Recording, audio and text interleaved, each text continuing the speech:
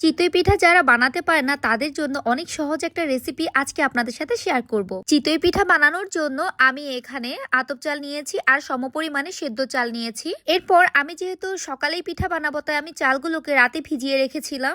এরপর চালগুলোকে ভালো করে ধুয়ে একটা ব্লেন্ডারে জারে নিয়ে চালগুলোকে ব্লেন্ড করে নিতে হবে। চালের সাথে অনেক বেশি পানি দেওয়ার প্রয়োজন নাই, যতটুকু পানি দিলে চালগুলো সুন্দরভাবে ব্লেন্ড হয়ে যাবে আমি সেই পরিমাণেই পানি দিয়েছি। আপনারা চাইলে ব্লেন্ডারে গুঁড়ো না করে বাজার থেকে এই গুঁড়োটা করিয়ে আনতে পারেন অথবা শুকনা চালের গুঁড়া দিয়ে ওই পিঠাটা করতে পারেন, সেটার প্রসেসিং একটু ভিন্ন হতে পারে। এবার দেখতেই পাচ্ছেন আমি সামান্য পরিমাণে হালকা কুসুম গরম পানি দিয়ে এই যে ব্যাটারটা তৈরি করে নিচ্ছি। আমি এই পিঠা বানাতে কোনো ধরনের বেকিং পাউডার, বেকিং সোডা কোনো কিছু ইউজ করি না, শুধুমাত্র চালের গুঁড়া, পানি আর লবণ ছাড়া। চিতই পিঠা বানানোর জন্য এই ব্যাটারের খামিরটা কিন্তু অনেক বেশি ইম্পর্টেন্ট, তাই অল্প অল্প করে পানি ইউজ করে একটা পারফেক্ট ব্যাটার তৈরি করতে হবে। আর ব্যাটারের ঘনত্ব ঠিক এমনই হবে, এর চাইতে বেশি পাতলাও হবে না, বেশি ঘনও হবে না। আজকে আমি মাটির হাঁড়িতে মানে মাটির খোলাতে হচ্ছে পিঠাটা বানাবো, তাই আমি আগে থেকে হিট করে নিয়েছিলাম আর একটা একটা করে পিঠা দিচ্ছি। মাশাআল্লাহ দেখতেই পাচ্ছেন অনেক সুন্দর করে পিঠাগুলো হচ্ছে।